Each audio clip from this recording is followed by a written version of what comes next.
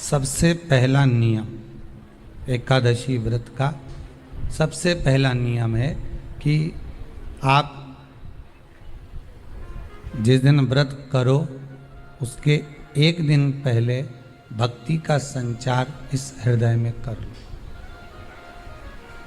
भक्ति का संचार इस हृदय में कर लीजिए। जिस दिन आप व्रत करो, जैसे एकादशी का व्रत कर रहे हो तो दशमी के दिन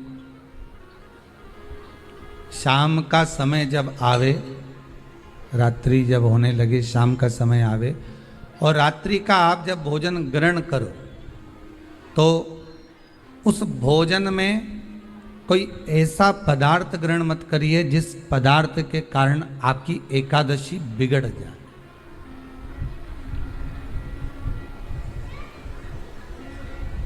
कोई बेकार भोजन हमें ग्रहण नहीं करना,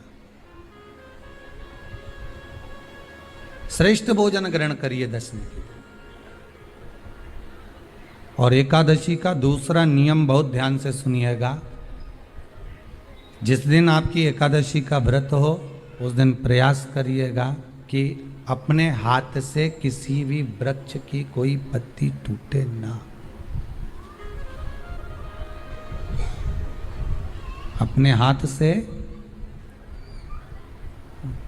किसी भी वृक्ष की, पौधे की, किसी भी वृक्ष की पत्ती अपने हाथ से ना टूटे।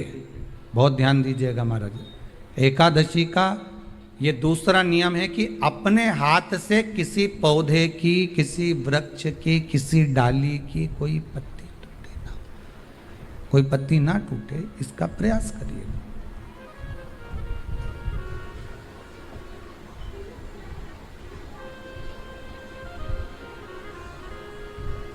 कितना सुंदर व्याख्यान कहा है, कितना सुंदर वर्णन है महाराज कि मात्र एकादशी का व्रत कर लेने पर,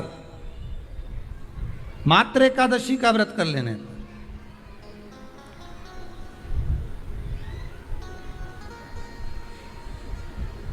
जो पूर्व में किया गया हमारा पाप कर्म है, हमने किसी जीव की हत्या करी है, हमने किसी को कष्ट प्रदान करा है, हमने किसी को अपशब्द कहा है, हमने किसी को ताने दिए, हमने किसी को आड़ा टेढ़ा कहा है, हमने किसी को गालियां दे दी है, मात्र एकादशी का व्रत ही कर लेने पर ये सारे जो दोष हैं वो समाप्त हो जाते हैं।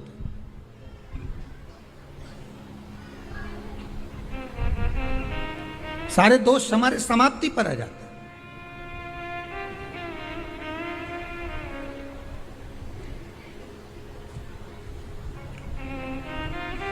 अब एक विचार करिएगा थोड़ा सा अपने मन में, अपने चित्त में, अपनी वृत्ति में एक बात उतारिएगा।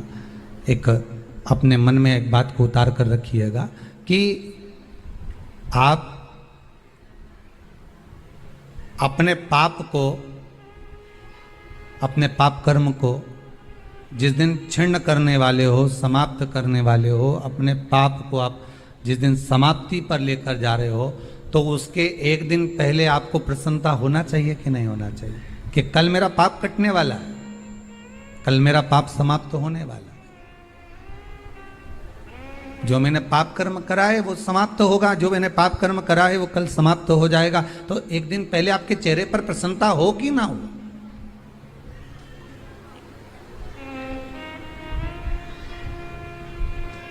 और चेहरे पर वो प्रसन्नता आपके आना चाहिए कि कल मेरा एकादशी का व्रत है, आज दशमी है, कल एकादशी का व्रत है, तो कल मेरी जब एकादशी का व्रत रहेगा तो मेरा ना जाने कितना कितना पाप, कितना असत्य, कितना झूठ, कितना प्रपंच वो समाप्त हो जाएगा। इसमें मुझे प्रसन्नता हो, इसमें मुझे आनंदता हो।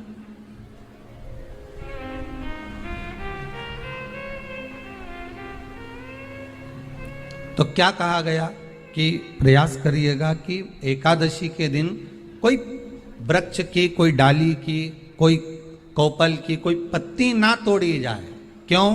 तो कहा अगर उस पत्ती को हम तोड़ देते हैं, वृक्ष की पत्ती को या क्यारे में लगी हुई कोई डाली की पत्ती को हम तोड़ देते हैं तो एकादशी का पुण्य फल प्राप्त नहीं होता, एकादशी का कोई फल हमारे खाते में नहीं जाता, पुण्य फल प्राप्त। अब फिर भले तुम चाहे तुमने मोरधन खाया हो, चाहे तुमने फिर चिप्स खाई हो, चाहे तुमने फिर व्रत का कितना ही सामान खा गए हो और तुमने सोचा कि आज मेरी एकादशी है, तो फिर उसका कोई फल प्राप्त नहीं है, उसका कोई सुख प्राप्त नहीं है आपको, फिर उसका कोई आनंद प्राप्त नहीं है आपको, फिर उसमें कोई वाले हैं। बहुत ध्यान से आज की कथा सुनना कि एकादशी का आपसे आपसे आपके बच्चे पूछेंगे, मम्मी हम भगवान विष्णु का दर्शन करते हैं, हम राम जी का दर्शन करते हैं, हम कृष्ण भगवान का दर्शन करते हैं, हम भवानी माता का दर्शन करते हैं, हम शंकर जी का दर्शन करते हैं, हम सारे देवी देवताओं का दर्शन करते हैं, पर ये एकादशी माता तो कभी नजर ही नहीं आती। पूछेंगे कि नहीं पूछेंगे कि तुम जिस एकादशी का व्रत करते हो, इनका जन्म कहां से हुआ, कहां जन्मी थी? एकादशी की जन्मस्थली कहां है? भाई भगवान कृष्ण की जन्मस्थली तो मथुरा है, श्री राम जी महाराज की जन्मस्थली बोल दो जम के अयोध्या है।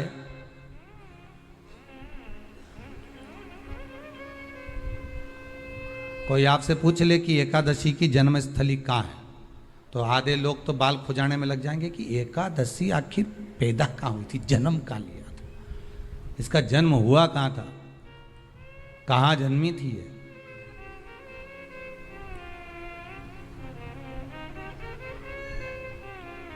इसका जन्म स्थल है कहां? और अगर मान लो जन्म स्थल एकादशी का है,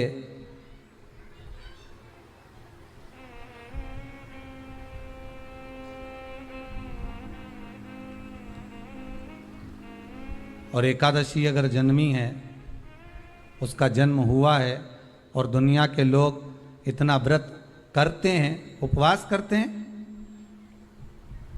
तो फिर इसका जन्म स्थल कहां होगा?